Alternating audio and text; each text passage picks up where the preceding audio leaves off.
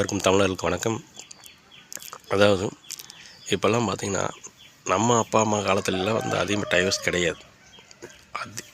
டைவர்ஸே கிடையாது. இப்போ ஒரு 2010 14 மேலே தான் டைவர்ஸ் அதிகம்.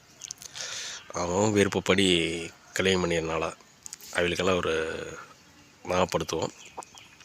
எதனால சண்டை வருது, நம்ம பார்த்த வரைக்கும் எதனால சண்டை வருது அப்படின்னா ஈகோ பிரச்சனை. பிரச்சனைனா ஆரம்பத்துலேருந்தே ஒரு கணவன் மனைவிக்கு கல்யாணம் முடிச்சுலேருந்து பார்த்தீங்கன்னா நீன்னு சொல்கிற நானுன்னு கேட்குறது. அவங்க பிடிச்ச மாதிரி தான் கல்யாணம் பண்ணுறாங்க, ஆனால் பிடிச்ச மாதிரி வாழ்க்கை வாழ்கிறதில்ல. வெளியே வேஷம் கட்டிகிட்ருக்காங்க.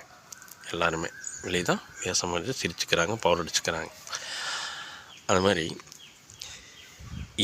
இவங்கள கல்யாணம் பண்ணிக்கலாம். அதாவது சாப்பிட்ற உணவுலேருந்து, போகிற ட்ரெஸ்ஸுலேருந்து, போக்குவரத்துலேருந்து, இருக்கிற இடத்துலேருந்து, அது எந்த மாதிரி இடம், எந்த மாதிரி சாப்பாடு, எந்த மாதிரி துணி அப்படின்னு தெரிஞ்சுக்கிட்டாங்கன்னா கண்டிப்பாக ஈகோ பிரச்சனை வராது. சீக்கிரமாக பிரிய மாட்டாங்க. 1 வருஷத்துக்குள்ள டைவர்ஸ் ஆகுது, 6 மாதத்துலாம் டைவர்ஸ் ஆகுது. காரணம் இதுதான். மீண்டும் அடுத்த ஆடியில் இது விரைவாக தனித்தனியாக சொல்லுவோம். இப்போ ஷார்ட்டாக சொல்லியிருக்கேன். நன்றி, வணக்கம்.